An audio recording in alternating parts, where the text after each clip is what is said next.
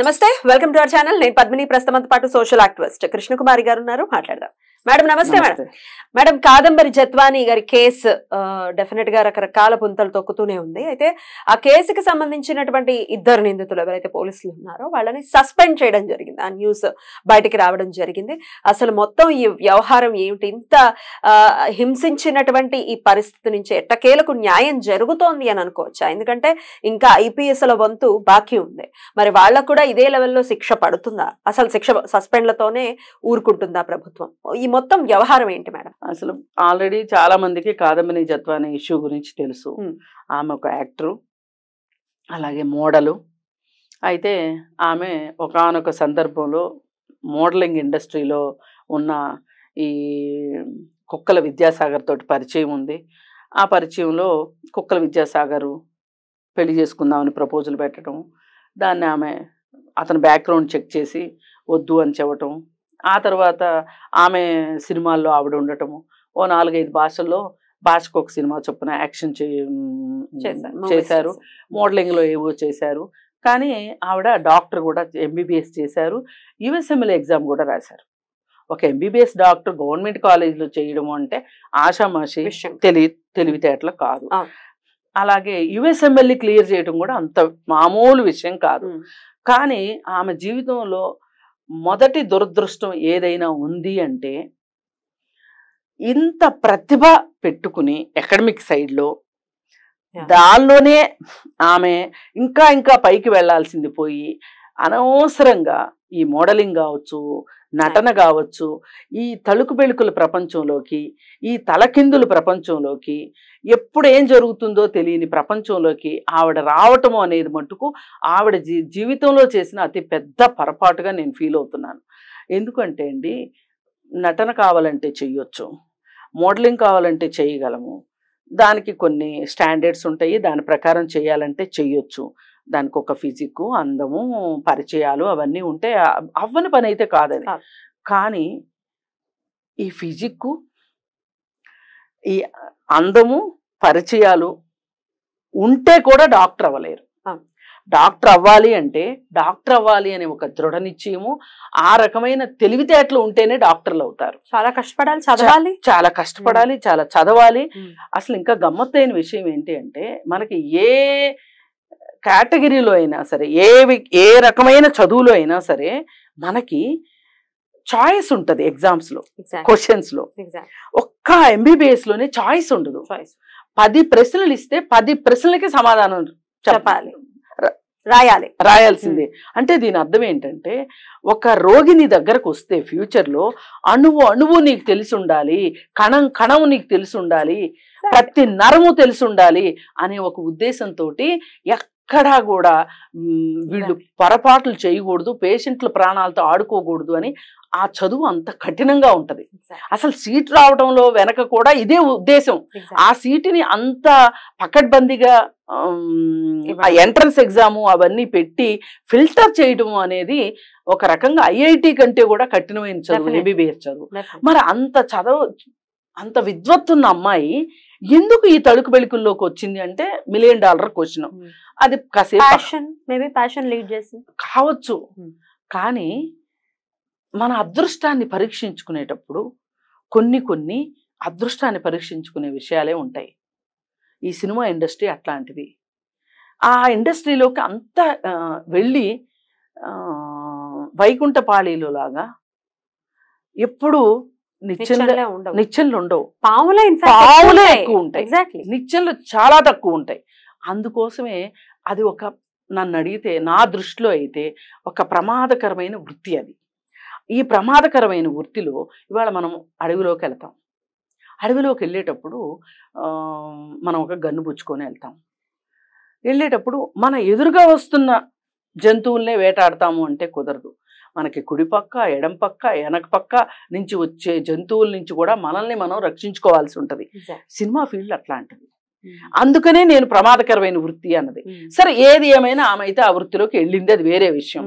అయితే అక్కడ కుక్కల విద్యాసాగరు ఆమెతో ఆడుకుందామని చూశాడు పెళ్లి పేరుతో. అప్పటికే అతను ఒక పెద్ద స్క్రాప్ పర్సనాలిటీ.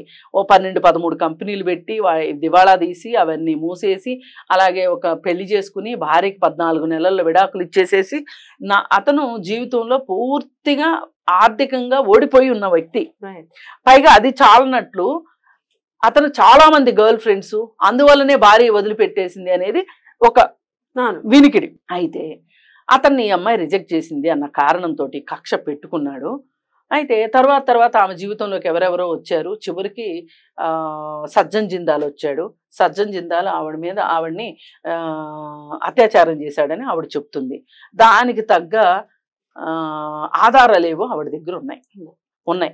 అందుకే ఆవిడ ధైర్యంగా వెళ్ళి పోలీస్ స్టేషన్లో కేసు పెట్టాలని చూసింది. కేసు తీసుకోకపోతే హైకోర్టులో వేసి కేసు పెట్టించింది. ఆ హైకోర్టులో వెళ్ళి కేసు పెట్టించినందుకు గాను కేసు బుక్ అయినందువల్ల వాళ్ళ ఆర్థిక సామ్రాజ్యం కొంచెం పునాదులు కొంచెం ఇటు అటు కదిలినాయి. షేర్ మార్కెట్లో వాళ్ళ ఆస్తులు పడిపోవటము, అంటే వాళ్ళ రేట్లు పడిపోవడము, వాళ్ళు కొంచెం అతలాకుతలమైన మాట వాస్తవం. ఆ దెబ్బతోటి ఏం చేయాలి అర్థం కాక అతనికి గుర్తొచ్చింది. అతనికి ఈ కుక్కల విద్యాసాగర్ సంగతి కూడా తెలుసు జత్వానికి, సజ్జన్ జిందాల్కి. అతను ఫోన్ చేసి ఇట్లా నాకు ఆ అమ్మాయి మీద కక్ష తీర్చుకోవాలి, నా మీద పెట్టిన కేసు ఆ అమ్మాయి విత్డ్రా చేసుకునేటట్లు చెయ్యాలి, అది నీ వల్లనే అవుతుంది, నీ కుక్కల విద్యాసాగర్కి ఆ అమ్మాయికి పరిచయం ఉంది అని చెప్పి అతను చెప్పటము. ఇతను వెంటనే కుక్కల విద్యాసాగర్ని పిలిపించటము, ఏం చెయ్యాలి ఎలా చెయ్యాలి ఒక పథక రచన వేసేసుకోవడము. దానికి కొంతమంది పోలీస్ ఆఫీసర్లు వీళ్ళందరూ కలిసి కుమ్మక్కయ్యి ఆ అమ్మాయి మీద ఒక దొంగ కేసు పెట్టి ఆ అమ్మాయిని తీసుకురావటం. తీసుకొచ్చిన దరిమిలా ఇక్కడ ప్రైవేటుగా ఆ అమ్మాయిని నిర్బంధించి ఆ అమ్మాయిని విచారించటం, అది అయిపోయిన తర్వాత ఆ అమ్మాయిని రిమాండ్కి పంపటం.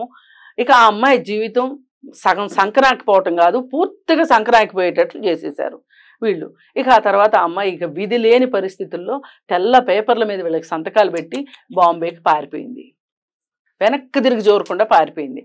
కానీ ఆ అమ్మాయికి బాంబే వెళ్ళిన తర్వాత ఆ అమ్మాయి ఆ పోలీస్ స్టేషన్లో కేసు గురించి విచారణ చేస్తే ఆ కేసు కొట్టేసినట్లుగా కనిపించింది. ఎందుకు అనంటే అక్కడ పోలీస్ స్టేషన్కి విచారణకి వెళ్ళాల్సిన సమయంలో ఆ అమ్మాయిని తీసుకుని వచ్చి ఇబ్రహీంపట్నం స్టేషన్లో కూర్చోబెట్టారు. నువ్వు రాలేదు కాబట్టి కేసు కొట్టేసామని చెప్పారు సింపుల్గా. ఇది జరిగితే ఇక ఆ అమ్మాయి మళ్ళీ ఇక్కడ గవర్నమెంట్ మారింది అని అర్థం చేసుకొని మళ్ళీ వచ్చి ఇక్కడికి వచ్చి ఈ కేసును మొత్తం మళ్ళీ తిరగదోడి అందరికీ చెప్పుకుని లబోదిబోమని ఏడ్చి దాదాపు 80 రోజులు హింస ఆ అమ్మాయికి. ఆ అమ్మాయి జీవితంలో ఆ అమ్మాయి బ్యాంక్ అకౌంట్ సీజ్ చేశారు, వాళ్ళ అమ్మని నాన్నని అరెస్ట్ చేశారు. ఈ అమ్మాయి తప్పు చేస్తే, ఈ అమ్మాయి ఫోర్జరీ చేస్తే వాళ్ళ అమ్మని నాన్నని ఎందుకు జైల్లో పెట్టారు ఇప్పటికీ $1 మిలియన్ క్వశ్చన్. ఆ తర్వాత అసలు ప్రైవేటు గెస్ట్ హౌస్లో పెట్టి విచారించాల్సిన అవసరం ఏంటి, ఆ తర్వాత రిమాండ్కి పంపాల్సిన అవసరం ఏంటి, అది కూడా కాకుండా ఆ సందర్భాల్లో ఆ అమ్మాయికి పీరియడ్స్ వస్తే నాప్కిన్స్ కూడా ఇవ్వనంత దుర్మార్గం చేశారంటే వీళ్ళు నిజంగా నరరూప రాక్షసులు ఎక్కడో ఉండరు, ఈ పోలీసు వ్యవస్థలోనూ రాజకీయ వ్యవస్థలోనే ఉంటారు అంటానికి ఇది పెద్ద నిదర్శనం ఉంటాయి ఈ కేసు. ఇక ఆ తర్వాత ఇప్పుడు ఆ అమ్మాయి వచ్చి ఆ అమ్మాయి TV5 వాళ్ళతో మాట్లాడిన రోజున అసలు అది చూసిన ప్రతి వాళ్ళకి కళ్ళల్లోంచి నీళ్లు రాని వాళ్ళు లేరు. ఆ తర్వాత ఇంకా అమ్మాయికి సభ్య సమాజం నుంచి కూడా వచ్చిన తోడ్పాటు, అలాగే ఆంధ్రప్రదేశ్ గవర్నమెంట్ నుంచి వచ్చిన తోడ్పాటు, ఆ అమ్మాయి ఇవాళ కొంచెం నిలకడగా అయ్యి అమ్మయ్య నేను ఈ కేసు నుంచి నేను నష్టపోయిందంతా నాకు రాకపోవచ్చు కానీ నా పైన అన్యాయంగా కేసు మోపారు, నన్ను నిర్బంధించారు, నన్ను హింసించారు అనేది అయితే ఆమె ప్రూవ్ చేయగలిగింది. అయితే వీళ్ళు చేసిన వ్యూహం వీళ్ళకే ఎక్కడ ఎదురుగొట్టింది అంటే అసలు ఈ అమ్మాయి మీద ఏ కేసు పెట్టి ఇబ్రహీంపట్నం పోలీసులు ఈ అమ్మాయిని బాంబే నుంచి తీసుకొచ్చారు అంటే జగ్గాయపేటలో ఎక్కడో ఈ కుక్కల విద్యాసాగర్కి పొలం ఉంది, 5 ఎకరాల పొలం.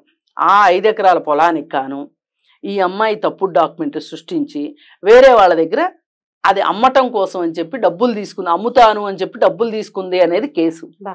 అయితే ఈ 5 ఎకరాల పొలము ఆల్రెడీ బ్యాంక్ తనఖాలో ఉంది, అది విద్యాసాగర్ పెట్టుకున్నాడు బ్యాంక్ తనఖాలో. అది ఒకటి. రెండోది 2018లో ఈ అమ్మాయి మోసం చేసి డబ్బులు తీసుకున్నది అన్నది ఎస్టాబ్లిష్ చేశాడు ఎవరు, విద్యాసాగర్. ఒక అగ్రిమెంట్ చూపించాడు, ఇది 2018లో చేసుకున్న అగ్రిమెంట్ అని చూపించాడు. దాని స్టాంపు పేపరు 2024లో కొన్నాడు. ఇది ఒక టెక్నికల్ మిస్టేక్. ఇంకొకటి 2021లోనో 22లోనో ఆమె బాంబేలో ఒక ఇల్లు కొనుక్కుంది. 2018లో తయారు చేయబడ్డ అగ్రిమెంట్లో ఈ కొత్త ఇంటి అడ్రస్ ఉంది. అవకతవకలే మొత్తం. ఇప్పుడు ఆమెకే తెలియదు ఆమె ఏమి ఇల్లు కొనుక్కుంటుందో, వీళ్ళకి తెలిసింది. ఈ రెండు చాలు, ఈ రెండు చాలు. అయితే ఈ రెండిటికంటే ఇంకా ఒక గొప్ప విషయం ఏం బయటికి వచ్చిందంటే, వీళ్ళు బాంబే వెళ్ళటానికి ఫ్లైట్ టికెట్లు బుక్ చేసుకున్నారు కదా, కేవలం 5 లక్షల డబ్బులు మిస్అప్రాపరియేట్ అయిన దానికి వీళ్ళు కొన్ని లక్షలు ఖర్చు పెట్టారు ఈ కేసు గురించి.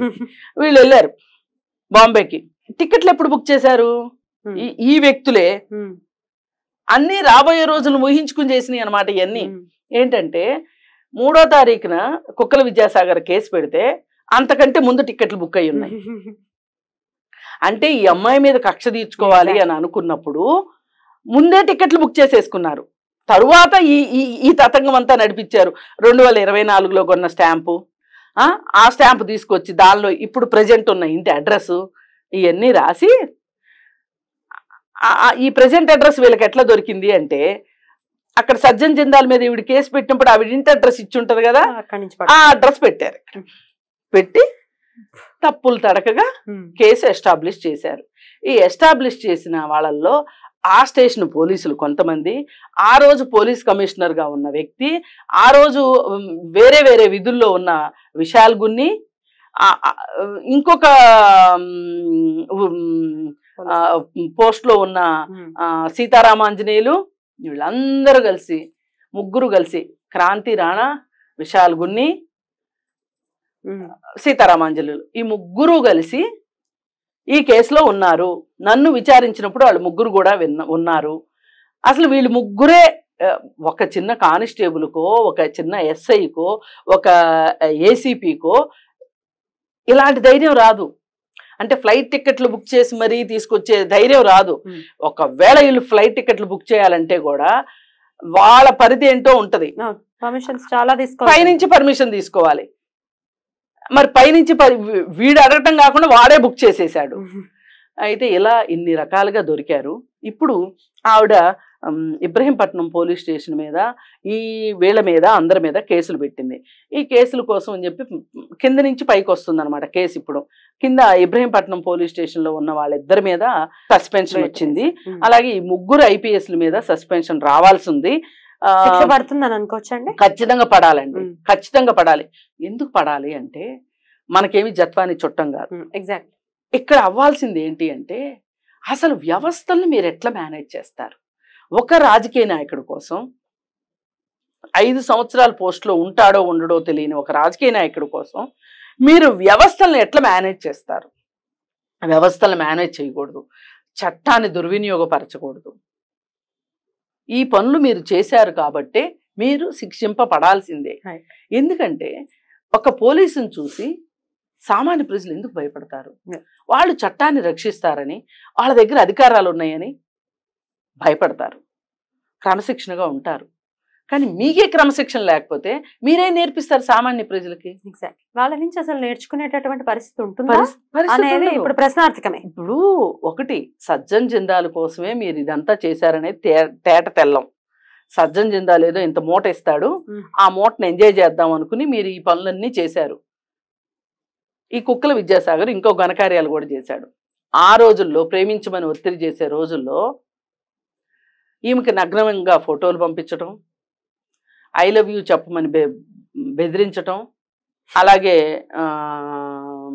లవ్ సింబల్స్ పంపించమని అడగటం, ఇలాంటి పిచ్చి పిచ్చి కార్యక్రమాలు చాలా చేశాడు.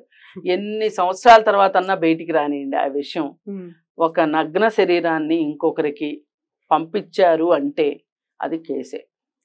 నిర్భయ కింద అతను ఎప్పటికైనా విచారణ ఎదుర్కోవాల్సిన అవసరంలో ఉంటాడు. అతను ఉన్నాడు ఇప్పుడు వచ్చింది, ఆ రోజులు వచ్చినాయి. అందుకని ఇంతమంది ఇరుక్కునేది ఉంది.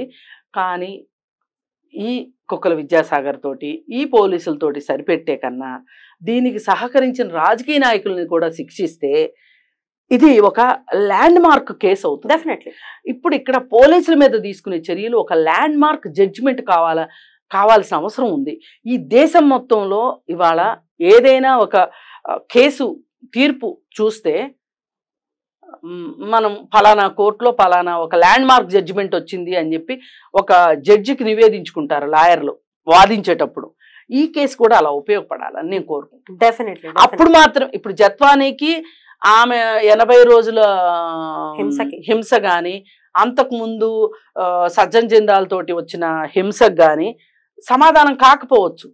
కానీ ఇవాళ ఈ సందర్భంగా